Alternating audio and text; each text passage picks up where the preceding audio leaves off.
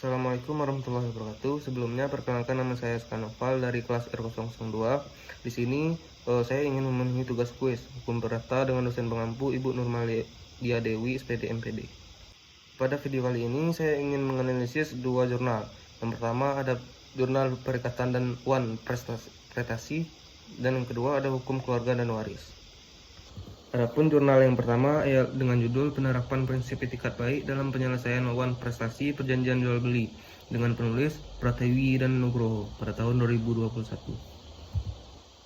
Adapun ringkasan dengan jurnal ini mengkaji bagaimana prinsip etikat baik diterapkan dalam penyelesaian wan prestasi pada perjanjian jual beli. Pokok pembahasan meliputi: yang pertama, ada hakikat etikat baik menurut KUHP Perdata.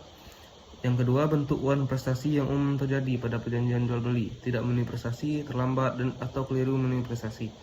Yang ketiga, ada analisis putusan pengadilan mengenai sengketa wan prestasi dan bagaimana hakim mempertimbangkan etikat baik pihak-pihak yang berkonflik.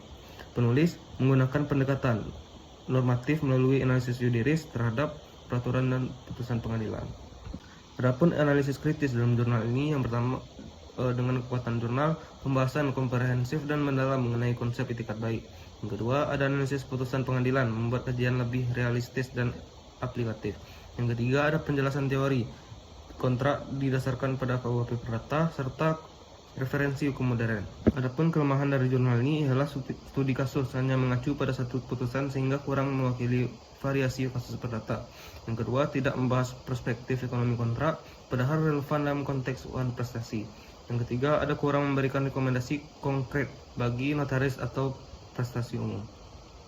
Adapun kesimpulan dari jurnal ini ialah memberikan pemahaman yang kuat tentang peran etikat baik dalam perikatan dan penyelesaian wan prestasi. Meskipun cakupan kasus masih terbatas, jurnal ini masih berguna untuk memahami teori dan praktik penyelesaian dan sengketa kontrak. Adapun jurnal kedua yang saya ambil dengan judul Kedudukan Anak di Luar Perkawinan dalam Pembagian Waris menurut KUHP Perdata, dengan penulis Lestari pada tahun 2020.